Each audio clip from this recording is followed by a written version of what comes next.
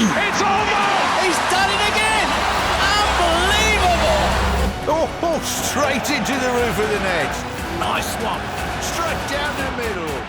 So, Hi, you're watching Firstpost. I'm Rupha Ramani. Let's get started.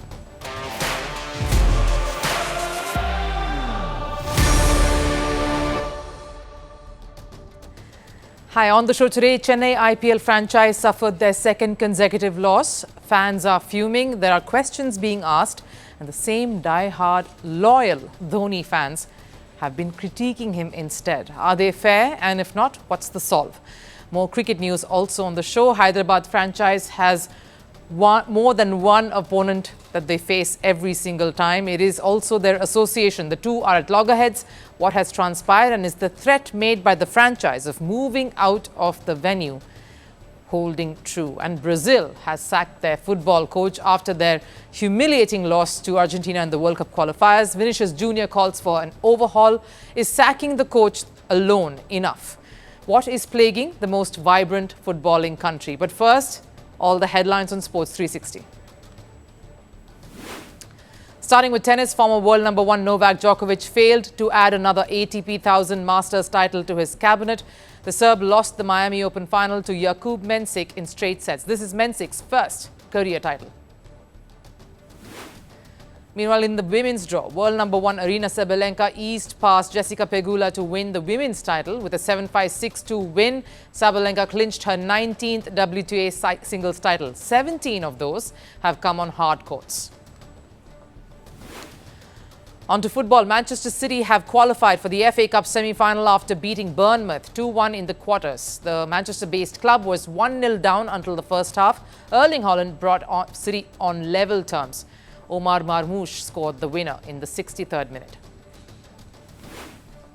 And news from cricket and the Indian Premier League. Rajasthan captain Riyan Parag has been fined $14,000 of his match fee for slow over rate during the match against Chennai. Mumbai captain Hardik Pandya was also penalised the same amount when Mumbai played and lost to Gujarat over the weekend. And summing it up with news from Formula One, Ferrari confirmed that driver Charles Leclerc will sit out the first practice session at the Bahrain Grand Prix. Leclerc will be part of the Japanese Grand Prix on the 6th of April, but will miss the initial practice session in Bahrain a week later. F2 driver Dino Beganovic will make his F1 debut in Leclerc's place.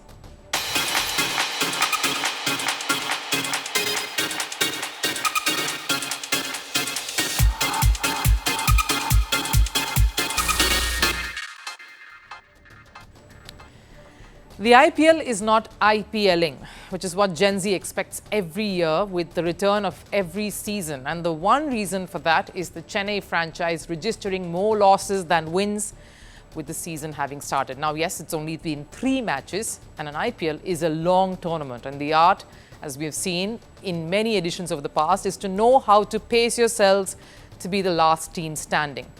So it is still early stages, but the anger, the disappointment, the shock and resentment is real. And Chennai, for the first time in IPL history, is finding itself in a strange dichotomous situation.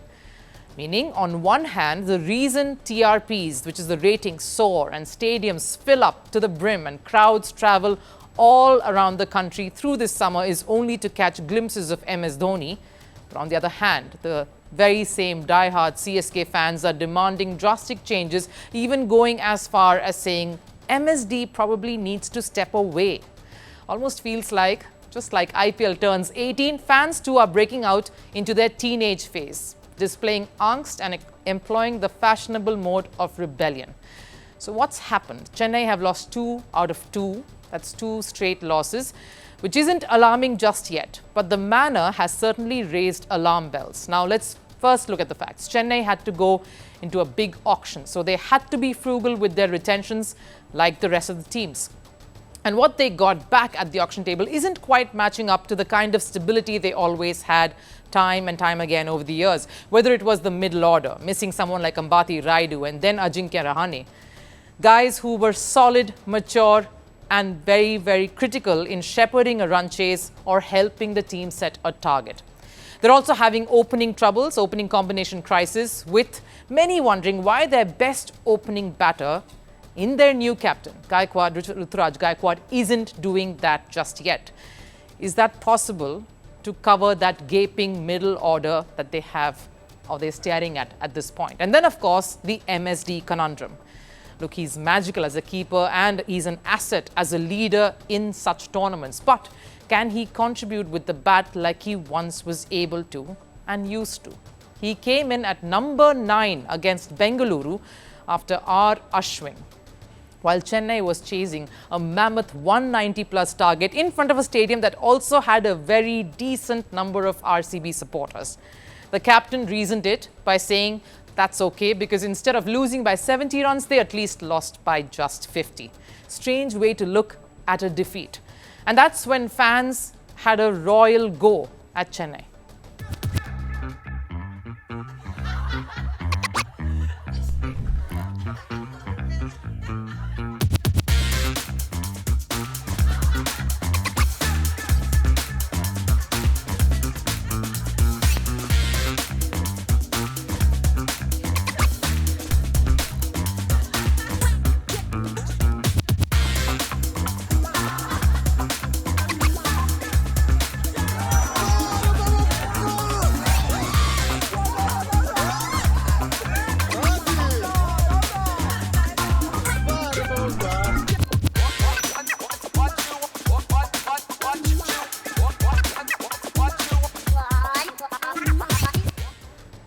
Having covered every season of the IPL over the time since its inception to now, I can say with absolute certainty this is the first time a Chennai fan has questioned MSD being in the side, being in the 11. The same MSD fan who would not miss catching even a glimpse of their Thala, even if it was for just 2 deliveries for the world. Then came match number 3, and that was pretty surprising too because Chennai actually made changes. Now, till the time MSD was in charge as captain, we've always seen almost the same playing 11 being stuck to, and every single member of that 11 being there till the very end of the tournament. Not much of a chop and change at all because MS picks an 11 he always thinks is the best and he runs with it. And almost every time it paid off. Despite initial hiccups and failures, whether it was persisting with a Shane Watson in one season, a Robin Uthappa or an Ajinkya Rahane, he backed experienced war horses and they paid him back for the faith that he reposed in them in heaps, making them win titles. The changes were made, but still the result was an L, a loss. This time, Dhoni was seen walking out up the order with a target quite gettable, but still some big hitting was needed. And you kind of saw MSG of the old somewhere ticking off the singles in his age-old attempt to take it to the last over and watch the opposition crumbling under pressure, and him finishing it off in style. Except that never happened. Rajasthan, under a young captain in Riyan Parag, held their nerves and saw their team through to their first win this season. Despite questions of why Sandeep Sharma was coming in to bowl the last over, it actually paid off. MSD hit a few lusty blows during his stay out in the middle, but you sensed things were amiss. It's a time thing. MS judges it. His body, his knees aren't what they used to be. He can't bat 10 overs running full stick, so he will gauge on the day what he can give us. I said it last year, he's too valuable to us with his leadership and wicket keeping. MSD does find himself in a bit of a strange place here. This is the same Dhoni who just before the season said CSK would bring him out even if he was on the wheelchair. Now here's a superstar, the biggest crowd puller, the biggest marketing face of not just Chennai, the Chennai franchise, but the entire IPL. Forget Chennai without MSD. IPL without MSD would be one that's lacking charm, charisma, magic, and that much needed oomph.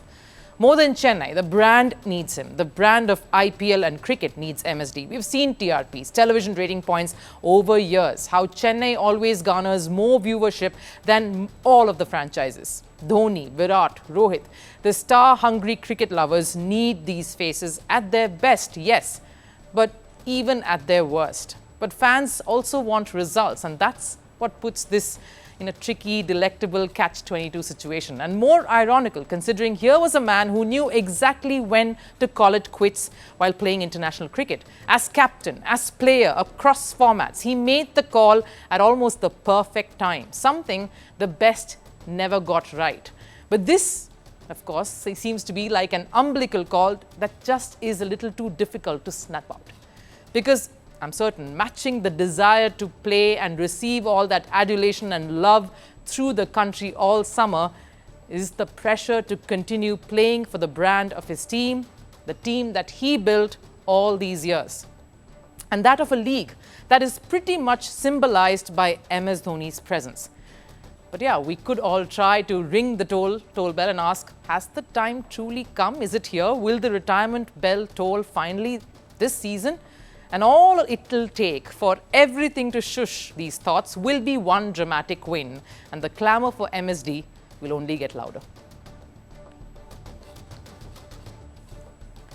There's been a lot of buzz surrounding this one team before the IPL started. Almost everyone coming in to watch this side that was touted to breach that 300-run total, making it a historic first, especially looking at the firepower they have in their batting lineup. They came close to doing that in their opening game against Rajasthan, where they scored 286 at home.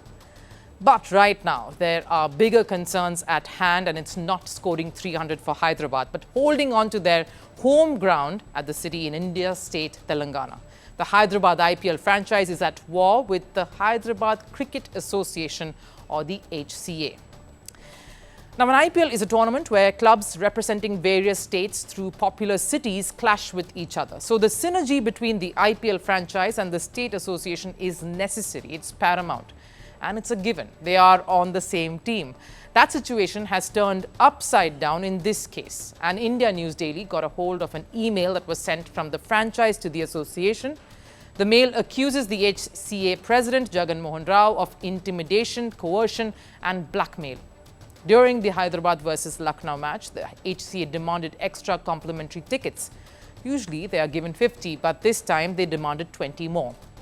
And when the IPL franchise refused and couldn't meet with that demand, the HCA supposedly locked up one of the corporate boxes. They did, however, open the box an hour before the match, but the IPL management wasn't too pleased with the way HCA had reacted.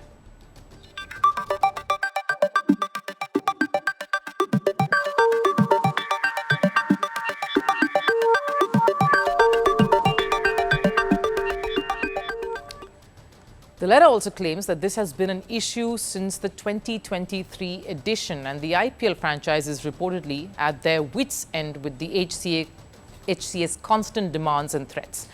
So now they want India's cricket board, BCCI, to take action, and if that fails too and no amends are made, then the franchise will move their base out of Hyderabad.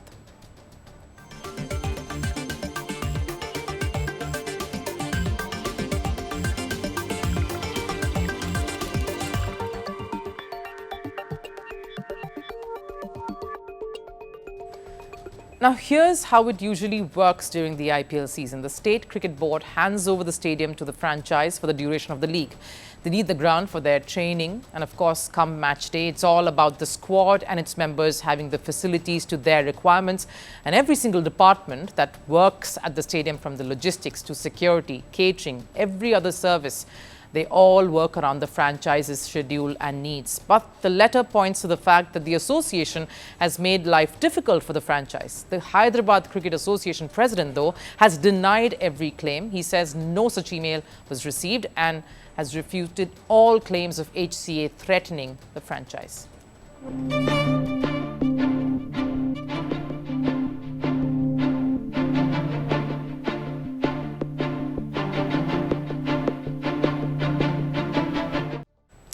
Now, while the HCA president has brushed all of this aside, calling it false, their history doesn't really help their case.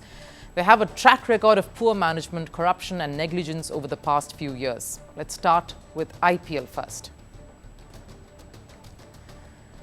Just last season, the same HCA was slammed for improper facilities during Hyderabad's home matches, and it wasn't a fan or rival team. Former HCA chief and cricketer Mohammad Azharuddin bashed the cricket board for unhygienic toilets, lack of proper drinking water and black marketing the tickets for the Chennai versus Hyderabad match.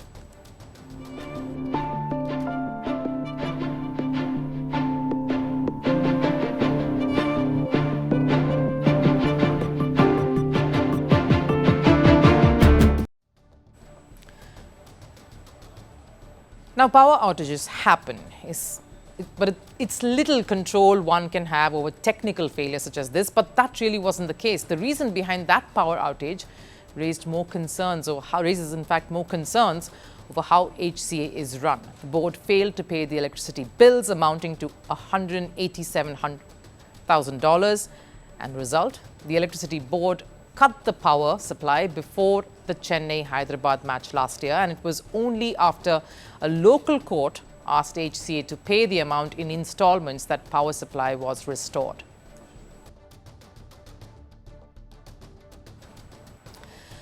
The HCA has long been embroiled in corruption allegations. Their former board officials were accused of siphoning HCA funds. Certain vendors were favoured by the officials to acquire equipments and other facilities required at the stadium. An audit by a private firm found the office bearers to have scammed the state board of around $450,000.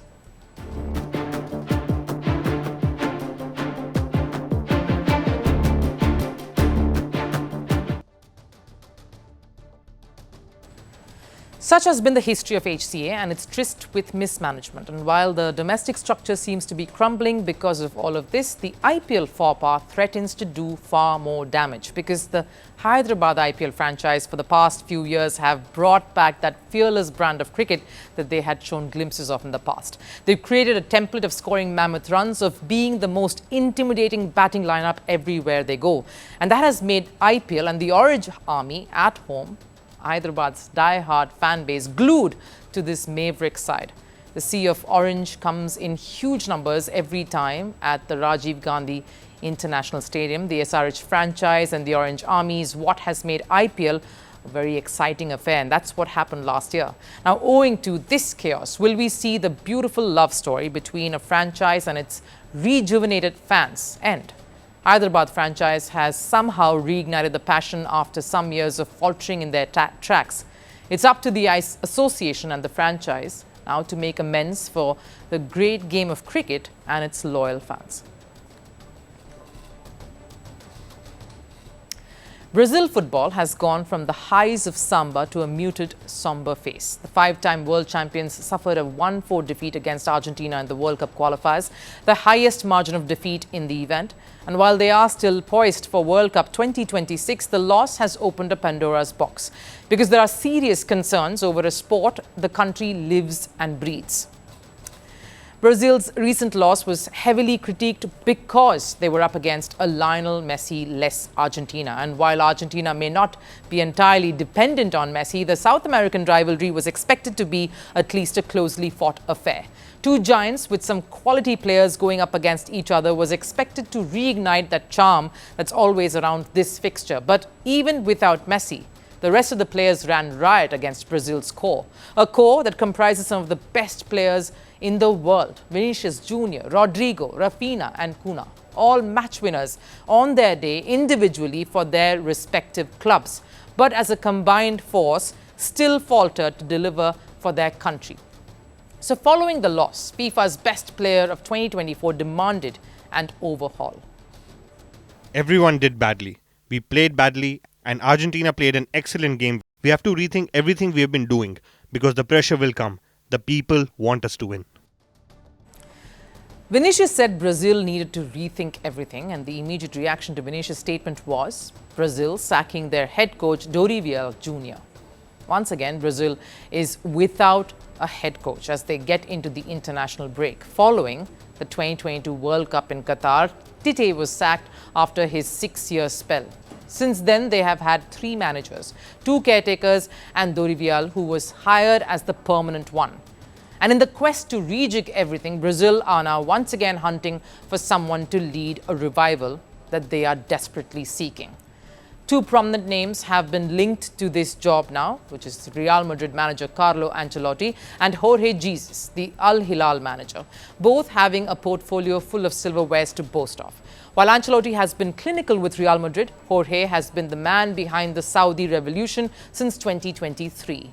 But the only tricky situation Brazil finds itself in is, can they get these names given their current contract situation? Ancelotti was close to joining Brazil back in 2023, but due to improper communication from the management, that deal broke off.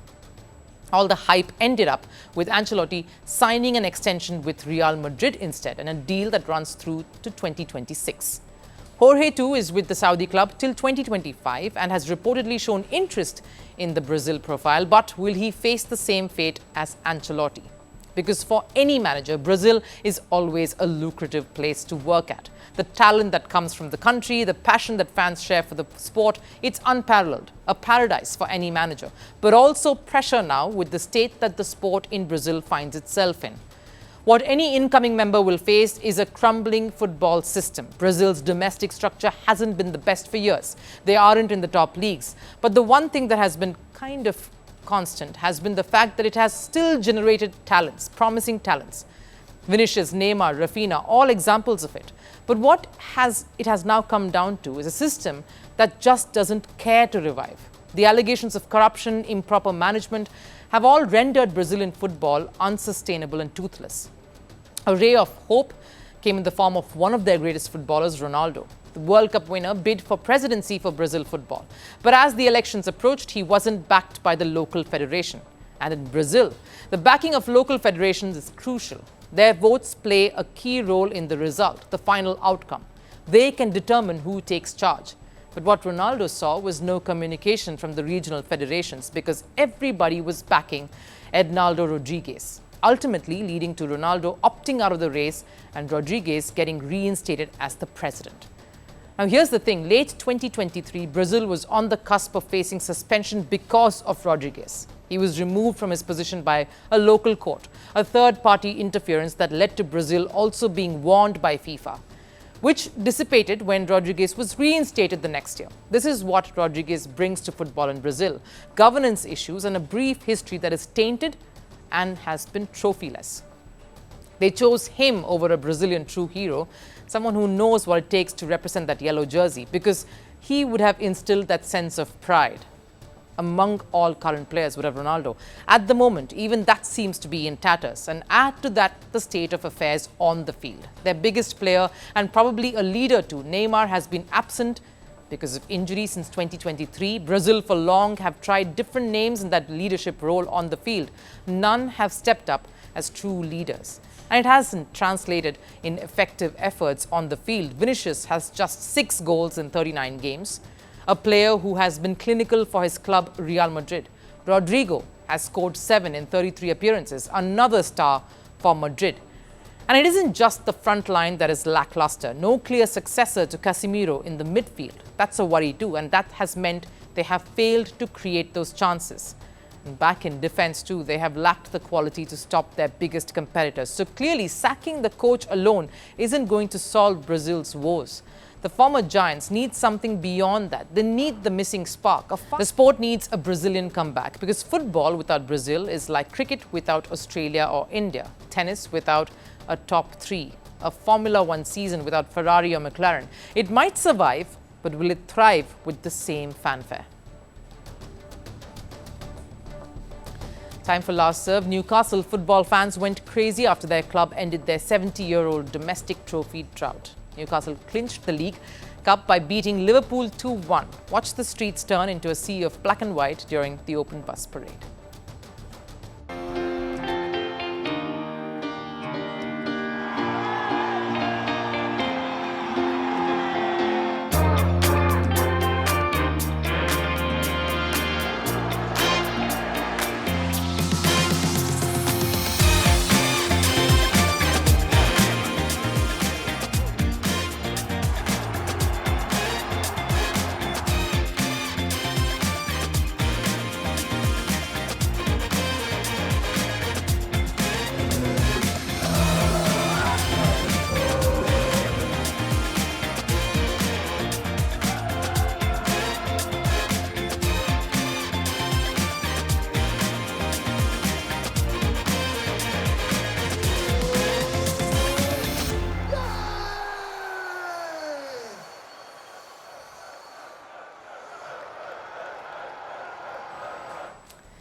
That wraps it up here on Firstpost. I'll, of course, see you again tomorrow. Till then, take care. Bye-bye.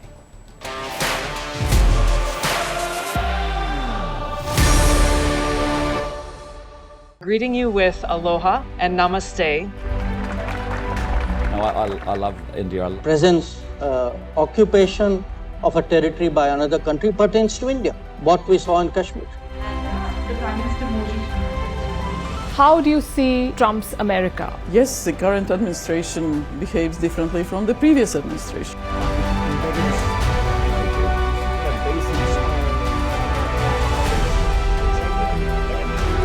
Are you saying that there are foreign powers who are trying to bring down the current government in Syria? Exactly. Bluntly, Iran, maybe Russia too.